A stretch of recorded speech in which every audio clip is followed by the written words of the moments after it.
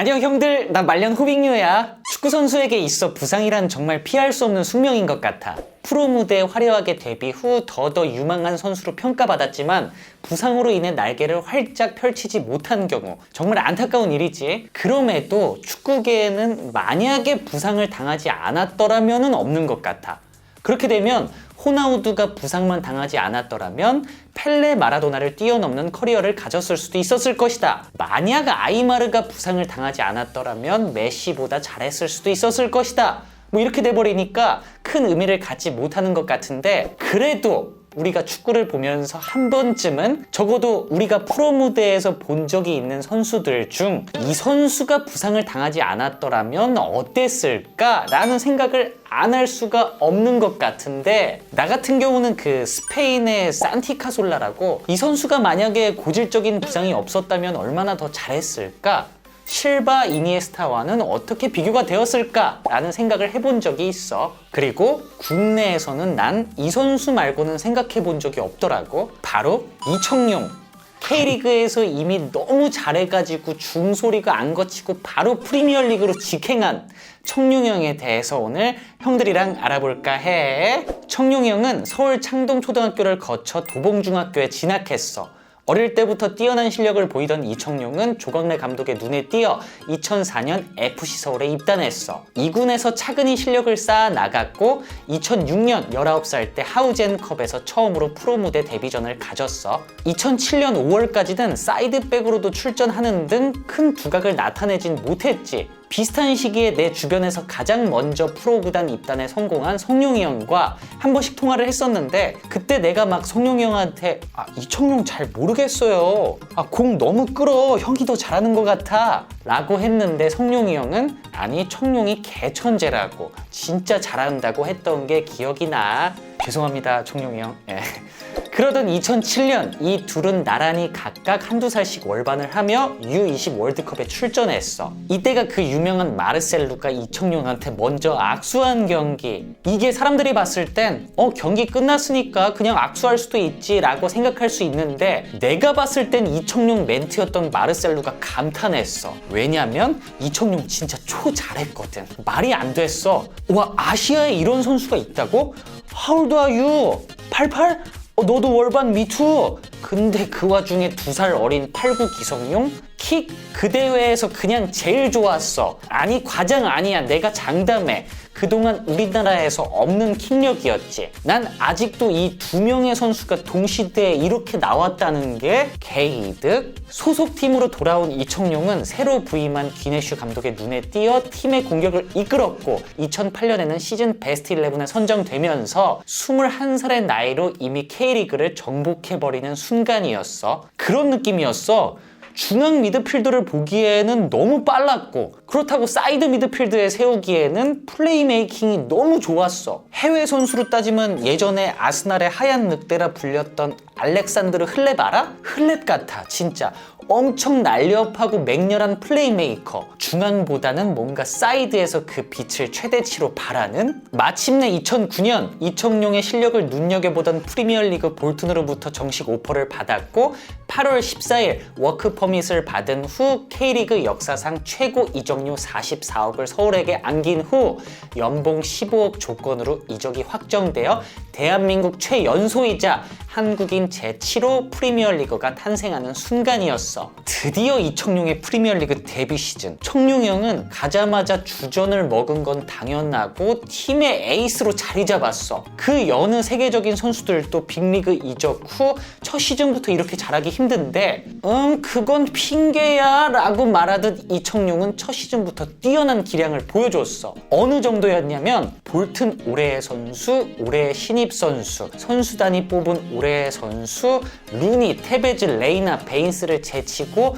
데뷔 시즌에 북서부 최고의 선수상 수상, 볼턴 레전드 JJ 오코차와도 비교될 정도였지. 아까 말한 이청용의 장점들이 프리미어리그에서도 그대로 통한 거였어. 팀에서 대활약을 펼친 뒤 출전한 2010 남아공 월드컵 조별리그 3경기에 모두 출전했고, 아르헨티나전에서는 데미첼리스의 실수를 놓치지 않고 0대2로 뒤지고 있던 상황에서 만회골을 넣었어. 여담으로 남아공 월드컵에서 주영이 형 있잖아. 불운하게 자책골을 기록해서 좀 묻힌감이 있는데 나는 주영이 형이 그 세계적인 수비수들 상대로 최전방에서 제공권 거의 다 이기고 키핑 해주고 하는 게 와, 괜히 박주영이 아니구나라는 생각을 했어. 이 이청용 골도 주영이 형이 가브리엘 에인세 상대로 헤딩 따준 거 아니었으면 없는 골이었어. 정말 이 이청용 골이 전방에서 헤딩 경합이 얼마나 중요한지 보여주는 표본이랄까?